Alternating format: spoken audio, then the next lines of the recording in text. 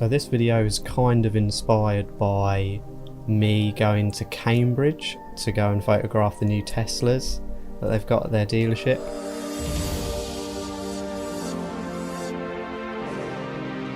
And there was a lot of people there photographing the car, but with very little automotive photography etiquette.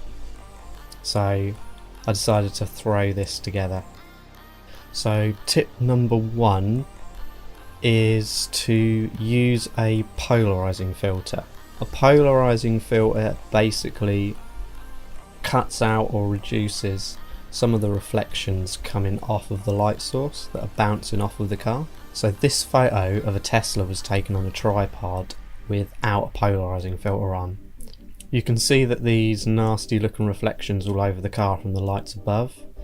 Now this is the same shot, only this time I have a polarizing filter on the camera lens and it almost looks like magic.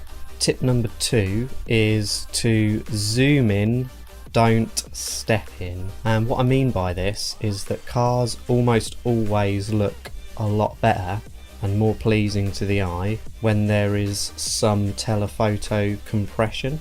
I'll show you what I mean.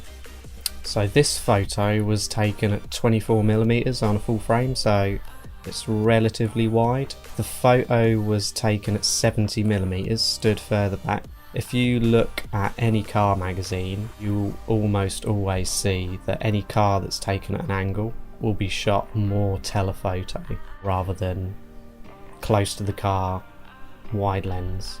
So tip number 3 is backlight the car. Lighting is my favourite thing to use, but to keep things simple, let's just say that we're going to use the sun. First of all, you want to shoot at either dawn or dusk, so the sun is nice and low to the ground. So make sure that the sun is behind the car, so in front of you. So essentially you're just pointing the camera right at the sun with the car in the way. It just makes everything look bigger than it is, and yeah, it just makes the car look awesome overall. Tip number 4 is to wear all black clothing. So this basically comes from me fucking up previously. I came back from a classic car shoot and literally every photo I was in the reflection. I was either in the bumper or the headlights.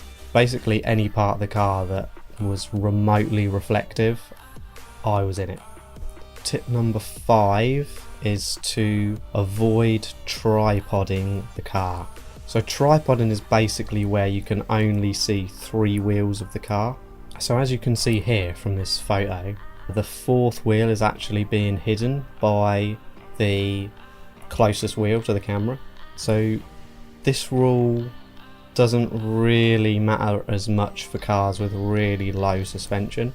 Just some honourable mentions. When you're shooting the car at an angle about 45 degrees, remember we talked about not tripoding the car, make sure that the wheels are turned away from the camera so that the rims are facing the camera. It's just a convention in automotive photography that is a lot more pleasing to the eye.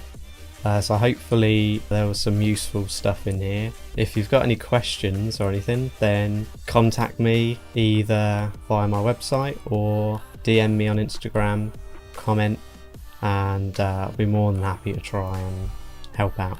So yeah, I'll see you in the next one.